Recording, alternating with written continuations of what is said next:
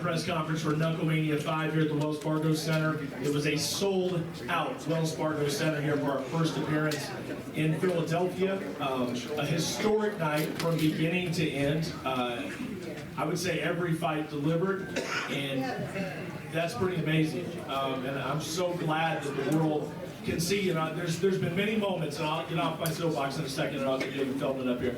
There's been many moments where they've said, okay, this is the one, this is the one. This right here is the one. We've officially arrived with this event. We sold out a major arena. The crowd was incredible from start to finish, and the fighters delivered. I hope you guys truly enjoyed it out there. And we are going to hear from the winners. We're going to hear from a lot of folks here at this press conference. But first and foremost, what about the founder, the president, the man that makes this all happen? Please show some love for David Feldman.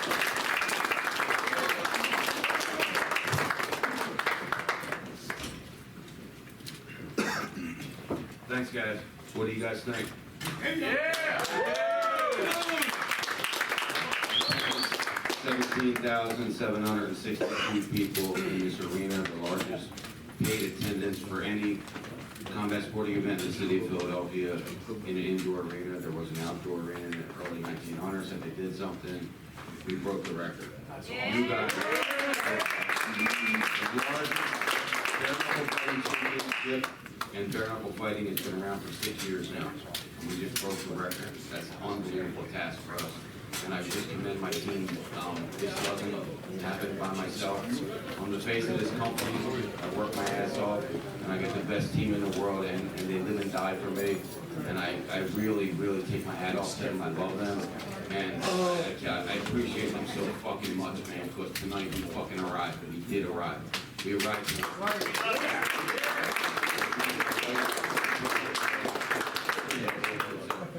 It's not an easy task being a wife of someone that's traveling all the time and working 24 hours a day, so thank you, baby.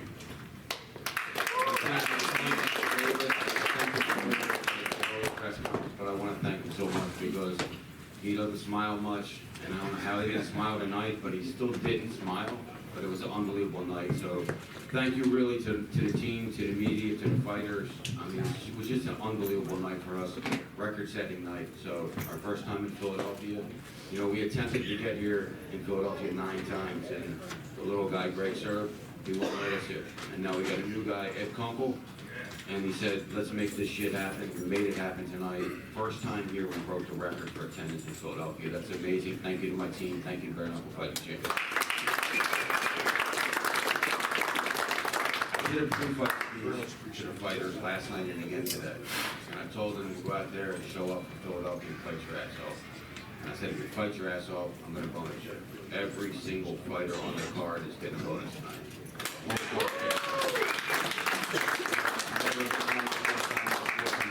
Everybody on the entire card.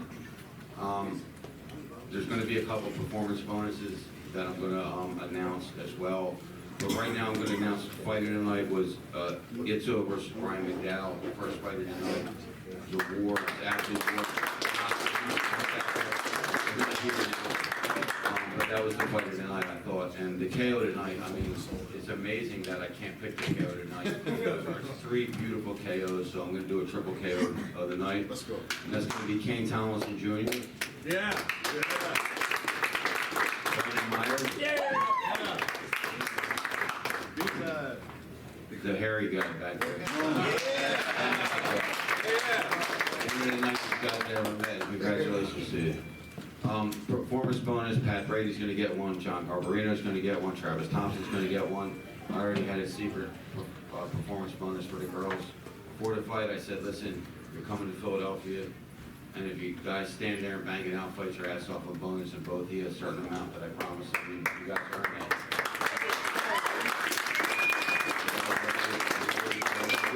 I don't have much to say. I mean, just, it was really, truly an unbelievable night. I looked around the crowd like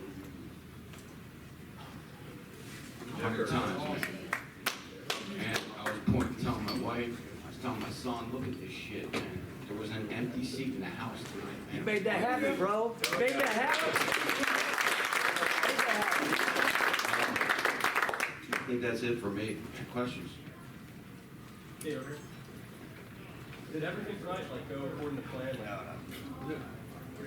Oh, sorry. Well, Dr. Roman, Bear Knuckle News, congratulations on today's event, incredible stuff. We also talk about having all over the world. You mentioned what was anticipated elsewhere, everybody within the house. Yeah, I mean, we're talking Australia right now, so we're definitely that would be a first right there. But the things that are coming very soon for us is we're going back to Spain. We're doing Dubai April 5th and 6th, and then we're going to Italy April 26th, amongst all the other fights we're doing around the United States. So it's going to be a busy year for us. So you mentioned Philadelphia is going to be a place that comes to be reoccurring. Is that going to be every show Wells Fargo? Are you going to utilize up 2,300? What are the plans involved? We're going to do some smaller shows, obviously the bigger shows here. We're actually, it was amazing the reception that we got from Philadelphia on all fronts. The city of Philadelphia actually is working on funding an apex for BKFC here. So to really make it our home, make it a training facility, make it an arena, and that's what we're looking for. And I think that's going to happen within the next 12 months. Dave, other combat sports heads all said, when you go to Philadelphia, you gotta sell out. When you named the venue, there was a lot of chatter saying you bit off a little bit more than you could chew. How'd they motivate you? We always bite off more than we can chew. That's just what we do, right? I mean, everything I do, I mean, bare knuckle fighting is biting off more than I can chew. And that's just what we do because I think as much as I hate the stress and like, what having enough money to do this, do I going to be able to pull this off? I think that's what makes us tick, man. I mean, I have to be back into a corner and we fight, man. We all fight. David, right here. You used to promote local MMA shows and help people get off the ground in the 2,300 arena. Did you ever think back to those days today when you're sold out an arena with over 17,000 people? Yeah, I mean, just coming here at first, I was reached out to by so many of the fighters, and I don't know if any of them are here, but I got so many messages from these guys and saying, hey, if you need anyone to say anything good about you because of the way you treated the fighters, you treat the fighters right, and, you know, I had to look back on that because there's going to be some of those guys that are going to end up fighting for us in the future. David, Marcus Deegan from the Marcus. Is that Connor? What's up, buddy? How are you? Congratulations on an amazing event tonight. Thank you. My question for you is, this couldn't have gone more perfect. The fights were unbelievable, the crowd was sensational, the production was second to none. David, how do you top an event like this? You know, we can't, so this is going to be our last event. You know, that's what I said, we just do it, and then we figure out how do we do it better next time, how do we get more people next time, how do we get more people viewing. By the way, we were trending #1 on Twitter tonight, so that was amazing. Thank you guys again for that. That was amazing for us. You know, we just have to keep pushing the envelope with the little engine that could, and not everybody, but a lot of other bigger organizations, they want to see us fail, so we just got to push harder and harder and harder so we can succeed. Sports Talk Philadelphia. So, what can you just talk about this whole experience? What it's been like, the whole fight week, and especially headlining the Wells Fargo Center tonight? I mean, we're talking about bare knuckle fighting, right? And the president of the organization cried like 10 times this week, man. It was unbelievable, man. It was an unbelievable roller coaster, emotional experience for me. You know, there's a Hall of Fame promoter that was here tonight, Russell Peltz, who's a local promoter, and he literally called me up earlier and he passed the torch to me and made me cry because he was really tight with my dad, and you know, he told me my dad was really proud of me, and it was an emotional moment for me. So it was a lot of emotions that went into this week. It was, I mean, pure excitement, unbelievably happy, and you know, it was some feels along the way as well. Hey, Lee Bettelsels from the Weekly Buzz. Thank you for making combat sports great again. But who do you think is next for Big Man? Not 100% sure yet. You know, we also have the Ben's going to be a good candidate for the Rothwell management that we're doing as well. So, you know, a lot of things could be going pretty soon for Ben. Ben, Hey, this is Crazy Kevin here with, my question is, you obviously were looking forward to coming to Philadelphia, but with a bunch of events in 2025, what event are you looking forward to the most coming up now? You know, there's so many. I mean, I think Italy's going to be amazing just going there. We have a great card set there. We already have a great card set for Dubai 2 nights in a row. So many great things, but you know, there's another state that I really need to open here in the United States, and we're going to open that by the end of the year, and we're going to do a phenomenal event there. And that's, you know, that's something I'm really, really looking forward to as well. I'm looking forward to launching the World's Baddest Man tournament. It's going to be the biggest thing that ever hit combat sports. Congratulations, David. I think one of the best fights tonight was Taylor. What's the future of the women's division in this sport? I think we talked to Nate and a couple other people. I think we're gonna, this week we should sign like another 15 to 20 girls. I mean, we're gonna really focus on that because I mean, people love the women's fights because, you know, no pun intended, they don't fight like girls. They come to fight. It's very, very exciting to watch. That's the truth. No, you don't. Not at all. Another one for the president.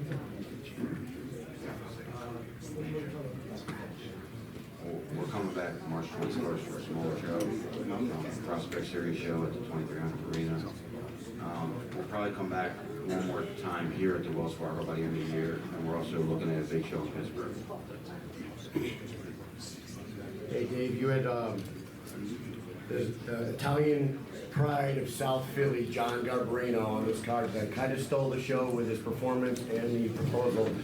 You got a card in Italy coming up in April. You think John Garbarino could get over there and do the same thing he did over here in Philly?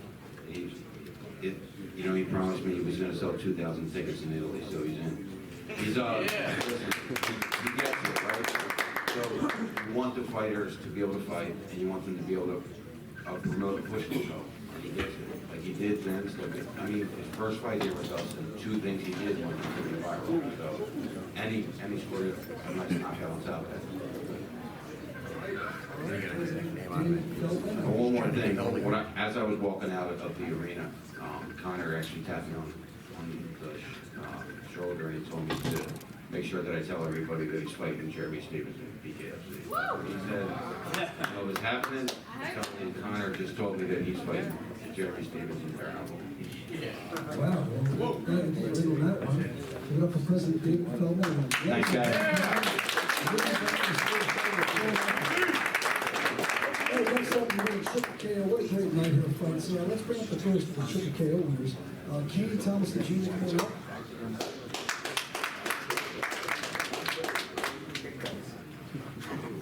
The question, Katie, put your hand up. I'll come right over to you.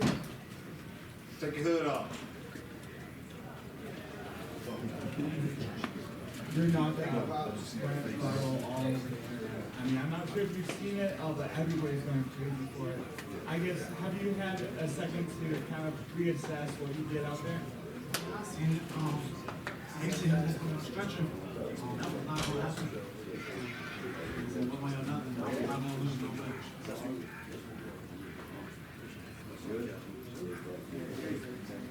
Kane, so prior to the fight, did you pay any attention to the odds of your bout?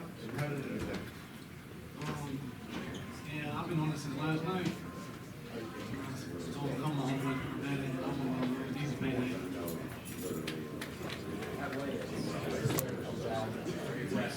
Did you receive that energy tonight, or were they got different animals and I kind of figured that he was trying to be the same for last night. But I thought he was going to come out and not go crazy.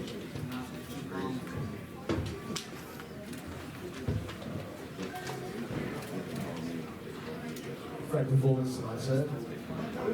In your combat sports career, how does this venue show rate for you? Would you say this is the highlight of your career, performing in this event tonight in Philadelphia? Yeah, for sure. Because I lost my last BKFC fight. You told me I wasn't going to win. I wasn't going to lose this one. So no matter what happened, I was going to win. All right, ladies and gentlemen, the triple and the of the night. Next up, I want to bring up another kid with another spectacular one. Let's bring up Brendan Meyer. Please, All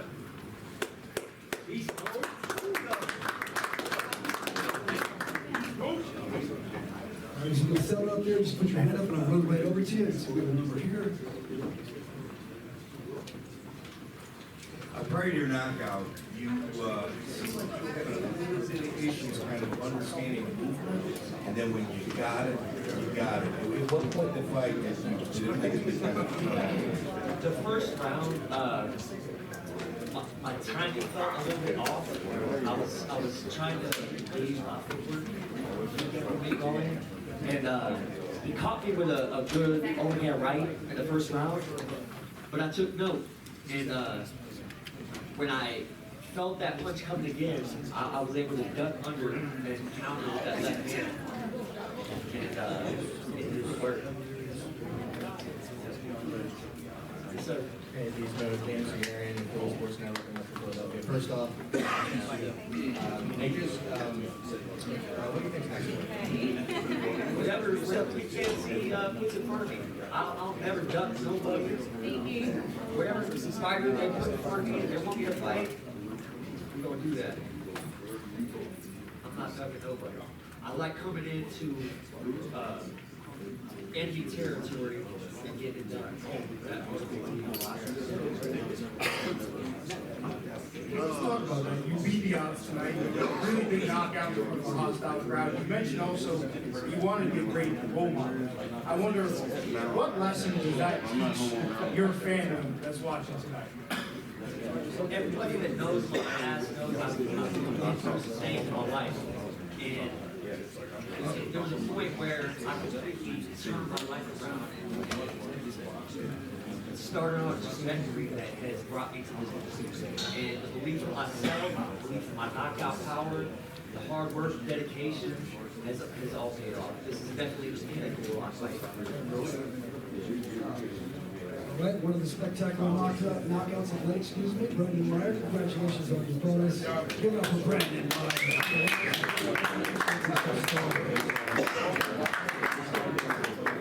Next up, this guy is a great night. He's not only one of the knockouts of the night, he's the co-main event winner, which means he's the new Bare Knuckle Fighting Championship World Heavyweight Champion. Ladies and gentlemen, let's bring up Big Ben Rothwell.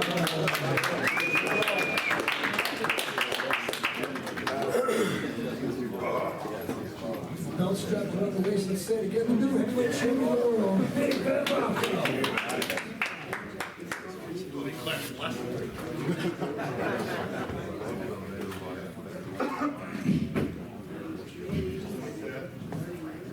I'm new at this, sorry. yeah, there we go. First, they did worse, I need some big woman. Ask your goddamn questions, will you? No, I'm 25 years in the media. I think I said this is something. Lost for words right now. But I couldn't have asked for a better everything. Just the way the fight week rolled out. I rewind back to getting the opportunity. Just starting with BKFC to begin with, like this whole thing. Like I'm always wearing BKFC. Like I love the company, I love David Feldman and family and all the crew. I mean, this is incredible to be in this one. My first fight was in Louisiana. Like it was cool. I got a viral knockout. Like that was in front of 2,000 people. Tonight, in 36 seconds, I got a knockout in front of 17,000 people. And I have fought in, 25 years. Yeah. Great job, man. I fought 17 UFCs. Yep, I'm a UFC vet. I fought in some massive fights. I wasn't kidding. Like the crowd tonight was probably the most amazing crowd I've ever fought. I was very amped up coming out. It isn't the same fighting in front of 1,000 people and fighting in front of 17,000 people. There's two sides to it. You can be scared, or at least what I was.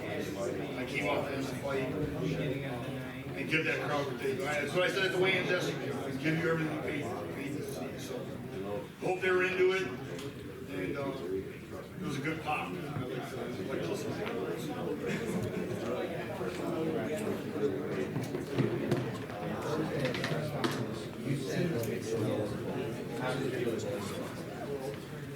yeah, I could feel it in my heart that I was going to do what I set out to do.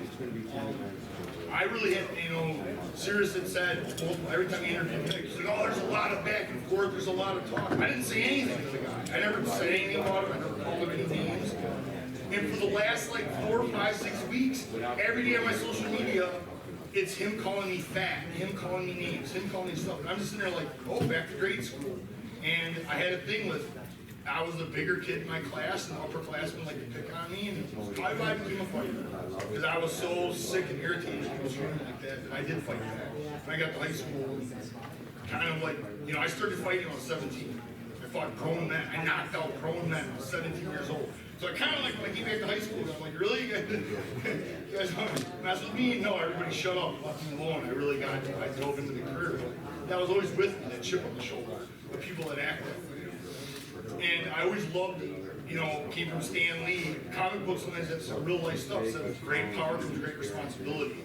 And I am known as Big Ben. Like, I'm a big guy. Like, I do carry a lot of power, but that's responsibility. I need to help people, not use that against them. So when someone acts that way, I really take it personally. And that's what I felt like he was doing. It was like, I know he's a nice guy, but I got this feeling like behind closed doors, he picks on people or makes fun of people and does stuff like that. That's not cool.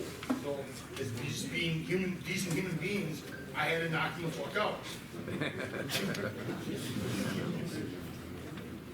you threw it. You predicted it. How does it feel to make your heart warm to life? I mean, it did, didn't it? The eyes were X'd out and everything. Yeah. It was something, like, it took me a second, like, I landed it, and I looked, and I'm like, this is done. And it's you can't ask for a better finish, especially pairing up, to literally just have a walk off. Thank you so much. So, are you looking to be an active in a lot of defenses? Is there anyone more welcome to the division? What are your thoughts on? Yeah, Francis Ngannou. We need to get some big names in this, because I don't know who's on the roster, especially after tonight, that's really jumping at to fight me. I mean, they'll say it, but a couple of guys that'll say it, but when it really comes down to it, I'm standing in front of you, the things change. There's a couple heavyweights, I'm not even going to say their names, but they were picking Mick. He said Mick was so much more technical, blah, blah, blah. Well, there you go. You're wrong. And probably one of my best attributes is my precision. Like, I don't want to hurt my hands, I don't want to hurt your face. And I've gotten really, really good at that. If I throw 100 punches, I want to land all 100. Like, I don't really throw weak punches or anything like that. Sorry, I'm getting off track. Back to fighting whoever. Yeah, all companies, like, of course. That's the thing about me is Mick worried since we started talking, worried about my weight. That blows my mind as a heavyweight. I don't care. Put me in here with a 350-pound guy. I'm gonna fight him. Like, I don't care how big you are or small or whatever. Like, that's me. Like, as a heavyweight, I will fight anyone. Like, that's my responsibility. So bring them on. And as far as how active I can be, well, that's of course up to the BKFC. I can fight tomorrow. So.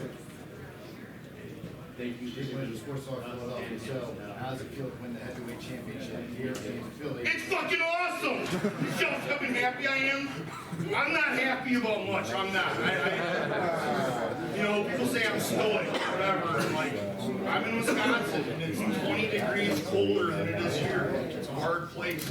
I live in Kenosha, which is even worse. Like, there's just nothing there, and it's a hard place, and it's a blue collar town, and people are just bust their ass to work, and there's not much to do, and it's not much to be happy about, but fucking hell.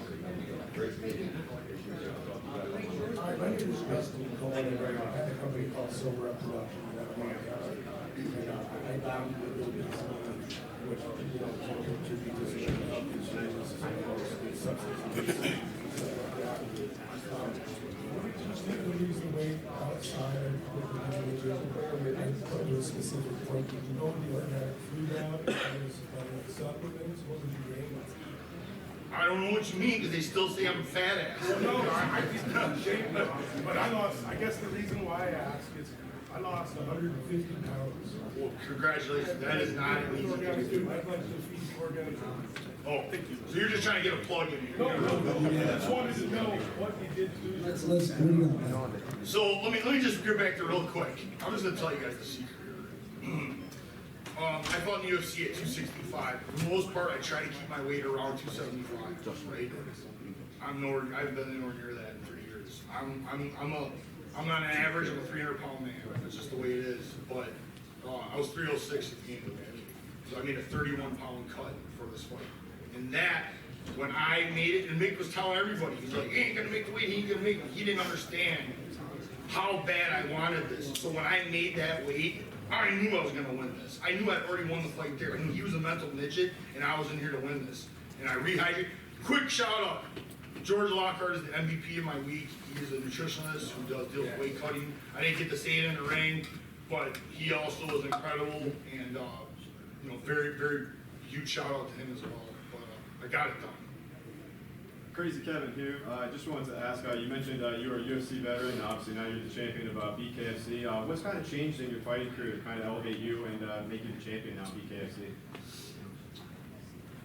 It's like, did I find a sport? The sport found me. I mean, David Feldman created this, you know, and just like, yeah, I'm gonna tell you, when it first started, I was like, what is this stuff? Bare knuckle. It sounded so brutal, which is cool. I liked it, but like, I didn't know if audiences were gonna like, you know, I'm a savage, is what people know. It's like, is other people gonna be into this? Well, there were 17,000 savages out there tonight that loved it. So he really did crack into something awesome, and my management went to him right away and says, Ben's made for this. Like, you gotta sign him, you gotta did it. So he's like, I'll give him a shot. The fans like him, I'll keep him fighting. Well, obviously I must have did something right, because he gave me a title shot. Congratulations, champ. Fantastic fight tonight. Beautiful knockout. So we know that mindset is a huge part of this sport. Were you manifesting a first round knockout, or were you expecting it to go a little bit longer? I prepared for 6 rounds. So there's a 5-round, you know, if they consider it a draw, and both fighters say they can keep fighting, there'll be a 6th round. So we prepared that when they come over on the 5th round, yes, I'm ready. Yes, I don't care how bloody beat up I was. You know, you don't know, you want it to go this way, but you just don't know. You know, maybe the guy don't go down. Maybe he gets some shots through. I get bloodied up. I slow down. Who knows? You pray that you train in a way to make it go right. You gotta prepare for the worst. I prepared for the worst, and I got the best, right? So that's maybe why I got the 36-second knock. Ben, President David Feldman said that you make a great fit for the $25 million tournament. Are you in for that? Yeah! How's that? Thank you for asking. Yes! I'm in. Good luck finding the opponents. But I'm in, because if this is bare knuckle, I'm gonna win it. You're gonna make me, you're gonna change my life, because I will win it. I don't care who you put in there, get the biggest, best names. Bare knuckle is different than anything I've done in my life. I've done kickboxing, boxing, MMA, I've done it all. This is not like anything. You just don't do this, you just don't learn it, so let's put me in it, because I'm the best. I'm the best at this. So Ben, in your mixed martial arts career, it was like you got to a certain point, and then like you just kind of peaked. Was there a mental component that you had to get yourself through in order to get to this moment? I kind of lost you there a second. You said in my MMA career? Your MMA career, you were never the world champion. Right, yeah, that was a fucking huge kick in my nuts, because everyone around me believed I was going to get the UFC belt. I was ranked, I was one of the top contenders every time. I was a 4-fight win streak. I took a really stupid fight. I went overseas. I dropped a 5-round decision to Junior, and then my life pretty much went to shit after that. I had a series of horrible things that took place, and that put me in, you know, you want to talk about depression and everything bad? Yeah, I had to fight out of the hole. Like, the only reason I got here is because I do have some mental fortitude, and I'm glad I got to showcase it, because all those things, all the bad things in my life made me who I am now. I wouldn't change anything. I wouldn't change anything, because it made me who I am. I went through bad, and now I'm living at the top, the highest of highs, to get to this point. So. All right, got one more back here. New heavyweight champion Ben Rothwell. Back here, Ben. Hey Ben, actively online, there's somebody that's interested in fighting you. You have fought him in the past in your MMA career. Mark Hunt wants to fight you for that title. in Italy in September. He's very specific. Yeah, let's do it. Yeah, we didn't want to say no. Let's fucking go, motherfucker. Knuckle up. I tell a bare knuckle championship